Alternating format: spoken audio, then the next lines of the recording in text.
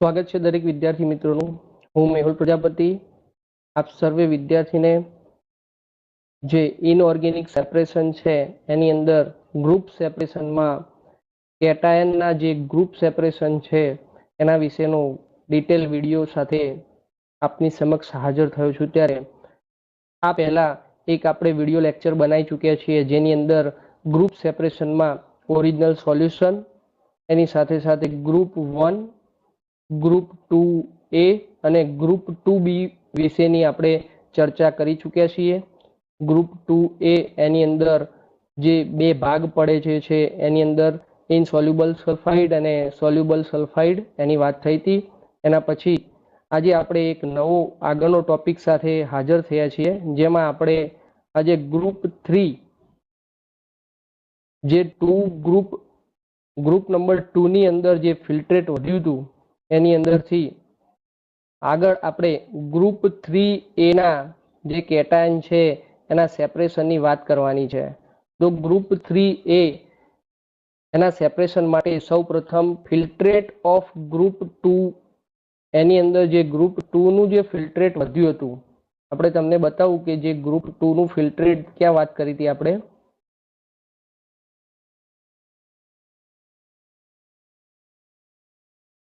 અહીં જે પીપીટી આવે છે આ વાત થઈ છે કે જે પીપીટી આયા હતા એની અંદર જે રેસિડ્યુ છે એને ફિલ્ટર કર્યું છે। જે રેસિડ્યુ જે છે કલર રેસિડ્યુ હશે કે પીપીટી હશે એની અંદર યલો એમોનિયમ સલ્ફેટ નાખતા જો તમને આ પીપીટી આગળ મળે છે તો ઠીક છે, એમાં ગ્રુપ 2A અને ગ્રુપ 2B એને સેપરેટ કરીએ છીએ।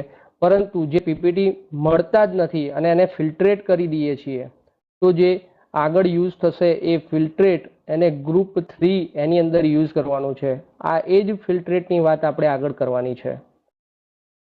તો અહીં જે ફિલ્ટ્રેટ મળે છે એની અંદર ગરમ કરવાનું છે। પહેલા તો આ ફિલ્ટ્રેટને ગરમ કરવાનું છે અને H2S કમ્પ્લીટલી એને રિમૂવ કરી દઈશું।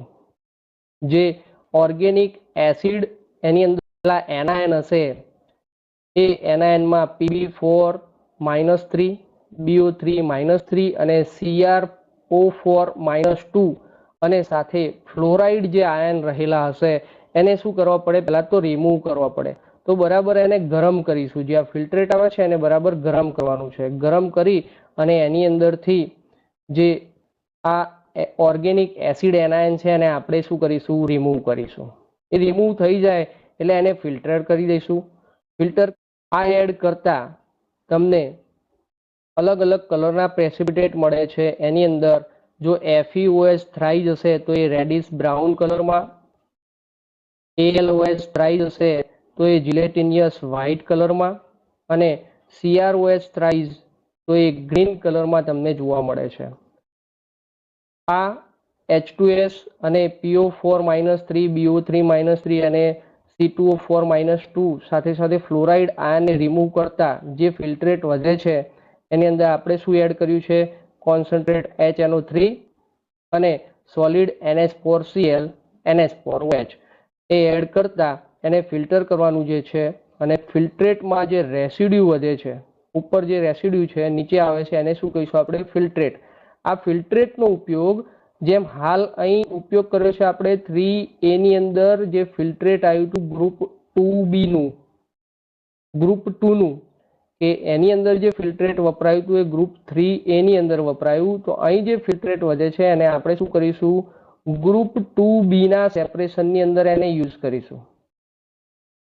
એ સિવાય જો આ રેસિડ્યુ વધ્યા છે એને રેસિડ્યુને શું કરવાના છે, ડિઝોલ્વ કરવાના છે ડાયલ્યુટ HCl ની અંદર અને એ જેટલું વોલ્યુમ થશે એટલું ને એટલું જ તમારે શું નાખવાનું છે, 6% NaOH અને 10% H2O2 નાખવાનું। બંને ઇક્વલ ક્વોન્ટિટીમાં નાખી દેવાનું અને જે સોલ્યુશન થશે એને આપણે ફિલ્ટર કરી દેવાનું છે। ફિલ્ટર કરતા જે રેસિડ્યુ મળશે એ FeOH થ્રાઇઝના રેસિડ્યુ છે અને સામે જે ફિલ્ટ્રેટ મળે છે તો ફિલ્ટ્રેટની અંદર યલો કલરના જો પ્રેસિપિટેટ હશે, ફિલ્ટ્રેટ જે છે એ યલો કલરનું હશે તો CrO4-2 હાજર હશે અને જો કલર લેસ હશે તો એ AlO2- अथवा तो AlOH4 प्रकारનું જે આયન હશે એની અંદર હાજર હશે। તો ફિલ્ટ્રેટના કલર ઉપરથી ખબર પડશે કે એ Cr+3 જે છે અથવા તો એની અંદર જે બીજો આયન રહેલો છે એ Al+3 હાજર છે એવું સાબિત થશે. એની વાત કરીએ તો સૌપ્રથમ પહેલા તો જે આ સોલ્યુશન જે છે એના કલર ઉપરથી એને પહેલા ફિલ્ટર કરવાનું છે. ફિલ્ટર કરીશું ને એના કલર ઉપરથી ખબર પડશે. જો કલરલેસ હશે તો એની અંદર NH4Cl નાખી વ્હાઇટ પીપીટી મળે તો એ Al+3 જે છે એ કન્ફર્મ છે. એના સિવાય જો યલો કલરના પ્રેસિપિટેટ હશે, બે કલરની વાત કરીને કે યલો કલરના પ્રેસિપિટેટ હશે તો એની અંદર Cr+3 પ્રેઝન્ટ હશે. યલો કલરમાં બંનેમાં Cr+3 પ્રેઝન્ટ છે.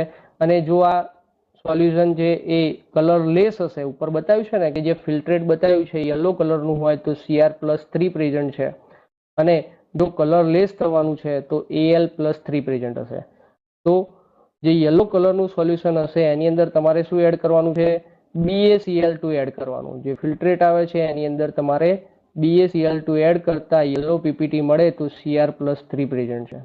અથવા તો એનો બીજો ભાગ લઈ લેવાનો ટેસ્ટ ટ્યુબની અંદર અને એની અંદર એસિટિક એસિડ અને CH3COO ટ્વાઇસ Pb એની અંદર એડ કરતા યલો પીપીટી મળે તો Cr+3 પ્રેઝન્ટ છે.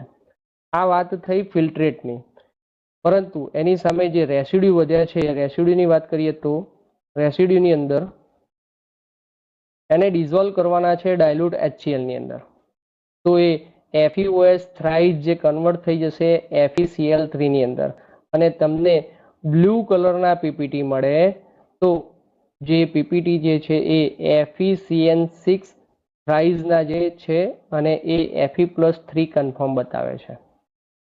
અને બીજા ભાગની ટેસ્ટ ટ્યુબની અંદર તમારે KSCN અથવા તો NH4SCN એડ કરતા ડીપ રેડ કલરના જો સોલ્યુશન થઈ જાય તો અથવા તો એવા પીપીટી મળે જે છે તો એ Fe+3 કન્ફર્મ જોવા મળે છે. તો અહીં બે ઓપ્શન છે Fe+3 કન્ફર્મ કરવાના, જે કલર સોલ્યુશનના જે રેસિડ્યુની વાત કરેલી છે, અને જે ફિલ્ટ્રેટ આવે છે એ ફિલ્ટ્રેટની અંદરથી તમારે Al+3 અને Cr+3 એની કન્ફર્મેશન બે ટેસ્ટ આપેલી છે. ગ્રુપ 3A ના જે રેસિડ્યુ જે છે એ મળે છે એના કેટાયન એને ઓળખવાનો ટ્રાય કર્યો છે. તો આઈ હોપ કે દરેકને આ ગ્રુપ 3A એના જે કેટાયન છે એને સેપરેટ કરતા આવડી ગયું હશે. તો એની અંદર Fe+3, Al+3, Cr+3 એને આપણે આ રીતે સેપરેટ કરી શકીએ છીએ. આશા રાખું છું કે આ વિડીયો તમને ઉપયોગી સાબિત થશે. નેક્સ્ટ વિડીયો લેક્ચરની અંદર આનાથી આગળ જે ગ્રુપ સેપરેશન છે એના વિશેની આપણે માહિતી આપીશું. ત્યાં સુધી થેન્ક યુ.